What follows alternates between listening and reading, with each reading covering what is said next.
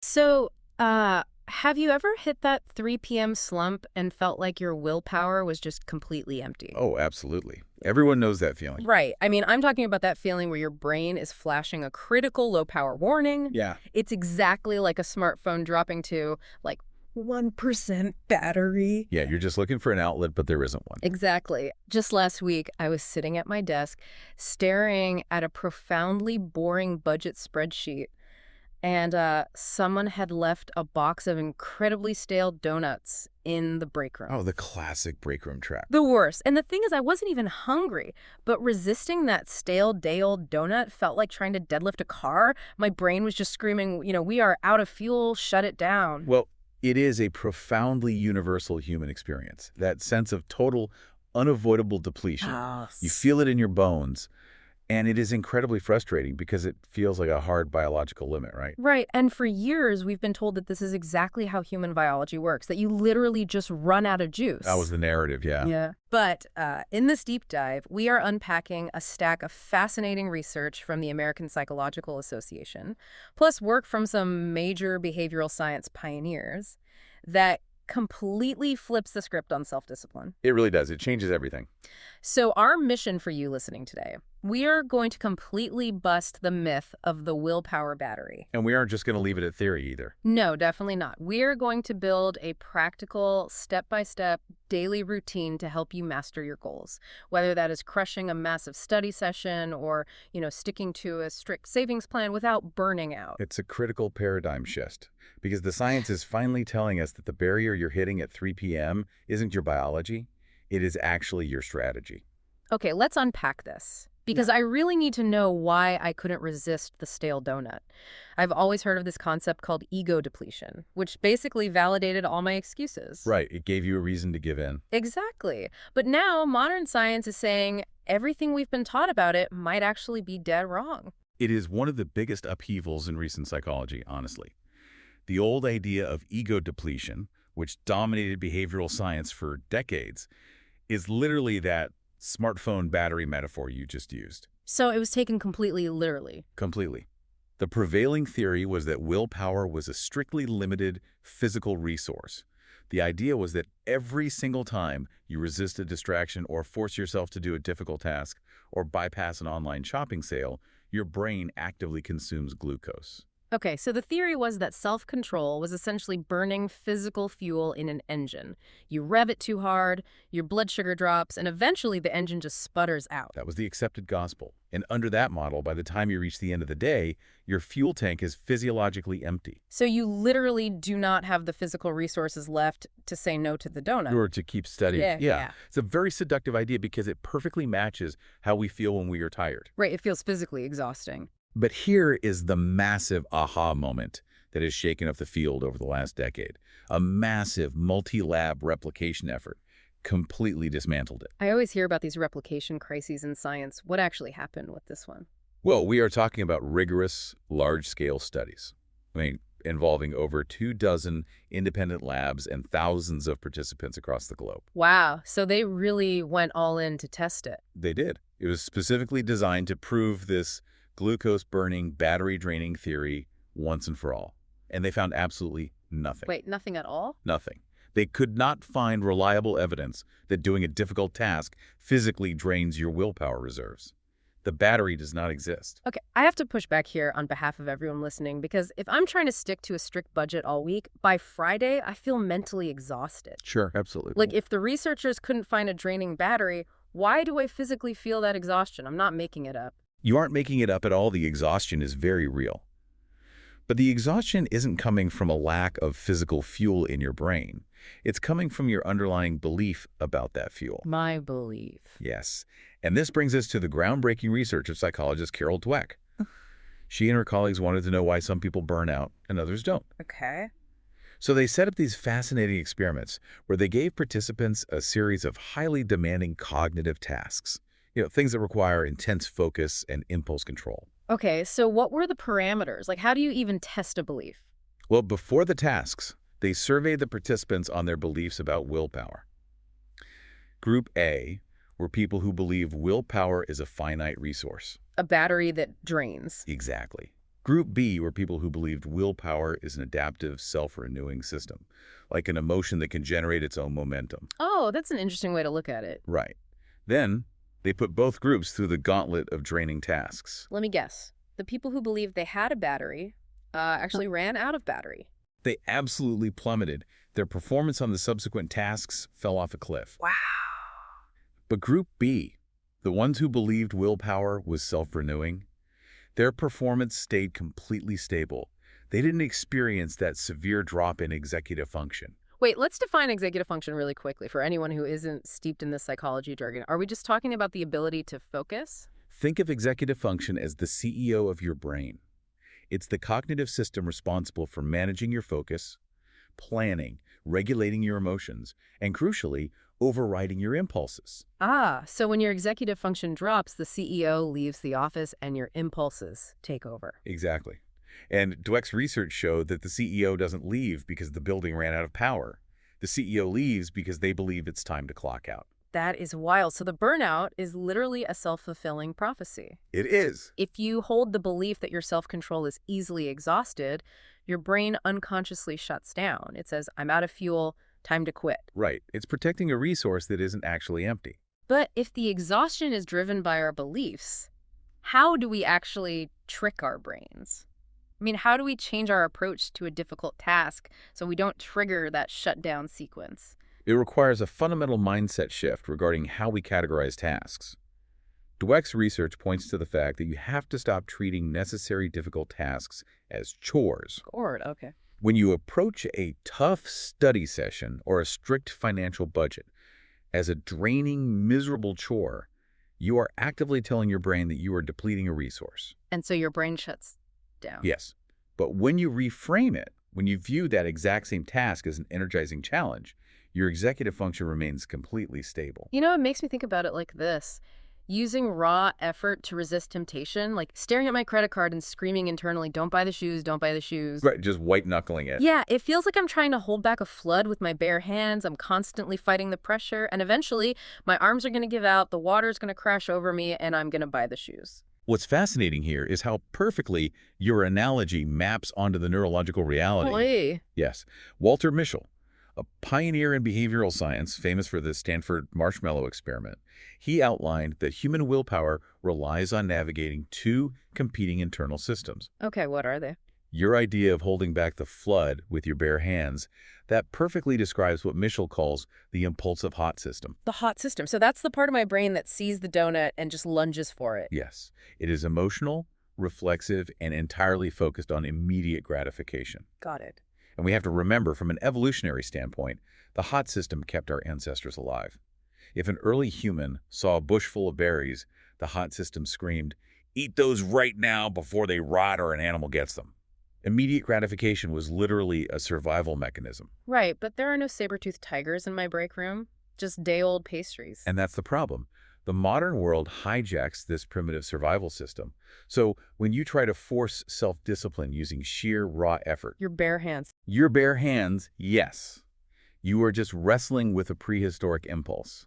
You will always lose eventually. Yeah, it's exhausting. But the other side of Mischel's model is what we need to activate.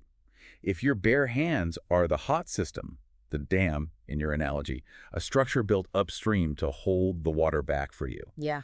that is the cognitive cool system. Oh, I see. So true. Sustainable discipline isn't about overpowering your impulses with raw strength. It's about using the cool system to outsmart the environment before the flood even reaches you. That's the piece most people miss entirely. You don't need stronger arms, you need a better dam. I love that. So what does this all mean for our daily lives? Theory is great, but if you were listening right now and you want to actually apply this, you need a step-by-step routine. Absolutely. Practical application is everything. If we want to use our cool system to build this dam, where do we actually start? Like, do I need to throw away my television or lock my credit cards in a safe? Well, we will get to your physical environment in step 3, but it actually has to start entirely inside your own head. Inside my head. Okay. Yes. Before we touch the outside world, we have to change the internal narrative. We have to change how you talk to yourself about the future. Psychologists refer to this dynamic as intertemporal choice. Intertemporal choice. Okay, I'm going to need you to translate that into English for me. Oh, sure. It's just the psychological term for any decision that involves a trade-off between costs and benefits occurring at different times. Ah, the classic struggle of now versus later. Precisely. And the core problem we all face is that human biology naturally devalues future rewards. Because of that evolutionary hot system we just talked about. Like, the future is abstract, but the present is loud and immediate. Exactly. Yeah. Missing a party tonight to study feels terrible. It is a visceral, immediate loss. Yeah, FOMO is real. But getting an A on a final exam 3 weeks from now, that feels completely theoretical to your nervous system. Your hot system screams that the current sacrifice just isn't worth a theoretical reward. So how do we fix that? Because I can't magically make the final exam happen today. You can't change the timeline, no? But you can practice reframing how you articulate the choice. You have to bring the future reward into the present moment by swapping out your vocabulary. Okay, let's break down how you listening can actually practice this reframing right now in your own life. Let's make this step one of the routine. Perfect. Let's say your goal is studying. Normally you might sigh and say to yourself, ugh, I have to miss this party to study. Which frames the act as a chore and a deprivation. You are actively telling your brain you are losing something. Right. So we swap the vocabulary to engage that cool system. Instead, you say out loud, I am buying future peace of mind for finals week. Yes. Or if we look at saving money, instead of standing in a store thinking, I can't buy these shoes, which just makes you feel restricted and miserable, you reframe it. You say, I am actively funding my freedom to travel next summer. The psychological shift there is profound. You are moving your mindset from a state of passive loss to a state of active acquisition. You are no longer being deprived. You are purchasing a better future. I love how empowering this simple vocabulary swap is. It transforms you from a victim of your circumstances, someone who can't do things, into an active investor in your own life. It really does. You are taking the task out of the chore category and moving it into the energizing challenge category, just like Carol Dweck's research suggested. It forces your brain to visualize the long-term benefit, making the abstract future reward feel much more tangible. Okay, but I have to play devil's advocate here. Go ahead. Changing my vocabulary is fantastic when I'm sitting calmly at my desk with a cup of coffee. But what happens when at 7 p.m. I'm exhausted from work, my executive function feels frayed, and my roommate just walked in with a giant steaming pizza? The smell of the pizza hits you. Exactly. Vocabulary goes straight out the window. If I'm relying on in-the-moment reframing when the temptation is physically in front of me, I feel like my dam is going to crack. You are absolutely right. And behavioral scientists recognize this exact vulnerability, which is why relying solely on in-the-moment decision-making is a massive trap. So what's step 2 of the routine then? This brings us to the research of psychologist Peter Gollwitzer. He studied how people execute their goals under stress, and he found that people who try to make willpower decisions in the heat of the moment fail at a staggering rate. Because the hot system is too loud when the pizza is right there. Exactly. So what did the successful people do differently? They utilized what Gollwitzer calls implementation intentions. Implementation intentions. Sounds formal. In practical terms, we just call it if-then planning. People who use explicit predetermined triggers are dramatically more likely to stick to their goals. So they entirely remove the decision-making process from the moment of temptation. Precisely. You are deciding beforehand exactly what you will do when a specific, stressful situation arises. You are creating a conditional script for your brain. Let me give a concrete example of how to use if-then planning for step 2 of our routine. Let's say you constantly struggle with getting started on your coursework in the afternoon. Very common. You get home and you immediately start scrolling on your phone. Your if-then plan becomes, if it is 4 p.m. on Tuesday, then I will put my phone in the kitchen drawer and open my textbook at my desk. That's a great one. Or if you're trying to build your savings and you know you impulse buy on payday, your plan is, if I get paid on Friday, then the first 15% will automatically transfer to my high-yield savings account before I even look at my checking balance. The mechanism behind why this works is beautiful in its simplicity. By creating an explicit if-then rule, you are shifting the cognitive load. Okay, how so? You are creating a shortcut in your brain's neural pathways. When the if condition happens, like when the clock strikes 4 p.m., your brain doesn't have to pause, engage the prefrontal cortex, and weigh the pros and cons of studying versus scrolling on social media. Because you aren't actually making a decision anymore. You are basically programming yourself like a computer. if this, then that. It takes the emotion and the hot system out of it completely. It preserves your mental bandwidth. You aren't agonizing over the choice, because the choice was already made yesterday by your cool system. The response just becomes reflexive. Okay, so we've debunked the battery myth. We have step 1, the mindset shift and reframing our vocabulary to value the future. We have step 2, setting up these pre-programmed if-then triggers to bypass our impulses. Right. Now, for step 3, we just need the right physical space so the whole routine is completely frictionless. And here's where it gets really interesting. It does. Because society constantly feeds us this narrative that the most disciplined people are these stoic warriors with superhuman grit, right? People who just stare down a plate of donuts and conquer it with pure willpower. But looking at the research, that narrative is a complete lie. A complete lie. It is entirely a myth. Yeah. Studies show that the people who appear to have the highest self-control actually experience very few temptations in their daily lives. They aren't scaring down the donut. They never even see the donut. Because they utilize what behavioral scientists call choice architecture. Yes. They design environments that require the absolute least amount of willpower possible to navigate. It all boils down to the concept of friction. Explain how friction works in this context, because I feel like most people think optimizing your environment just means keeping a clean desk. Oh, it goes much deeper than aesthetics. To keep your cool system on autopilot and prevent that feeling of burnout, you must manually engineer your physical world. So adding friction to the bad stuff. Exactly. You have to actively add friction to your bad habits and ruthlessly remove friction from your good ones. Friction disrupts the immediate gratification loop of the hot system. Give me an example of adding friction for step 3. Well, if you want to eat healthier, you don't buy the junk food, leave it on your kitchen counter, and tell yourself you just won't touch it. As we established, that is fighting the flood with your bare hands. Right. Instead, you leave the junk food at the grocery store. You have added massive friction to the bad habit. If your hot system wants a cookie at 9 p.m., you would literally have to put on your shoes, find your keys, get in your car, and drive to the store. The impulse usually dies before you even find your keys. Exactly. You're putting speed bumps in front of your bad habits. And for studying or deep work, what's the choice architecture there? You add friction by leaving your phone in another room entirely. You install website blockers that literally prevent you from opening distracting tabs. That makes sense. The effort required to bypass the blocker gives your cool system enough time to wake up and intervene. And for saving money. You delete your saved credit card information from your favorite online stores. Oh, I love that one. If I have to physically get up off the couch, walk to the other room, find my wallet and type in 16 numbers, I am abandoning that shopping cart 90% of the time. Exactly. You aren't relying on willpower to stop the purchase. You are relying on your own laziness. I really want you to hear this, because understanding this should take a massive weight off your shoulders. True self-discipline almost looks lazy from the outside. It really does. If you design your environment correctly with choice architecture, you aren't constantly fighting epic battles against temptation. You are just letting the dominoes fall exactly where you placed them in advance. You don't need to be a superhero with an iron will. You just need to be a good architect of your own space. Good architecture prevents the building from collapsing under pressure. It's the ultimate upstream dam. That's exactly it. So let's pull all of this together and look at the total routine we've built.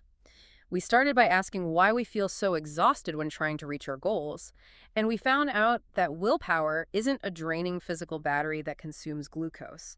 Ego depletion is largely a product of our own beliefs. And once you stop believing in the battery, you can shift your mindset. You stop viewing your necessary tasks as draining chores and start framing them as energizing challenges. From there, for step 1, you engage the cool system by reframing your timeline, swapping your vocabulary to realize you are buying a better future. Right. Then, step 2, you protect that future with pre-programmed if-then rules so you don't have to make decisions under stress. And finally, step 3, you optimize your physical space with choice architecture, adding speed bumps to your bad habits so your good habits can run on autopilot. If we connect this to the bigger picture, the realization here is profoundly liberating. For anyone listening, you do not have to beat yourself up anymore for running out of willpower. No, not at all. You aren't weak. And your biology isn't failing you. You are simply operating under an outdated, scientifically debunked model. You were trying to hold back the flood with your bare hands. You just needed a better system. You just needed to build the dam. But this raises an important question, one final lingering thought that I think we need to consider before we wrap up. Oh, okay. What is it? Well, we've established that our willpower is heavily dictated by our beliefs, our internal narrative, and the friction in our physical environment. Right, our choice architecture. So how much of modern society is actively weaponizing that architecture against us? Oh, Think about endless scrolling on social media feeds, perfectly targeted behavioral ads, and one-click purchasing. How much of our modern economy is intentionally designed to bypass our cool system, trigger our impulsive hot system, and artificially create the illusion of ego depletion? wow. That is a heavy thought. Are you really fighting your own biology, or are you just fighting an economy that is literally designed to exhaust you by removing every single ounce of friction from bad habits? It is something to seriously ponder the next time you feel that exhaustion setting in. Are you out of fuel, or are you just caught in someone else's carefully designed architecture? That is going to stick with me. So the next time you hit that 3 p.m. slump and you feel like a smartphone blinking on 1% battery, remember, the battery isn't real. You just need to plug into a different system.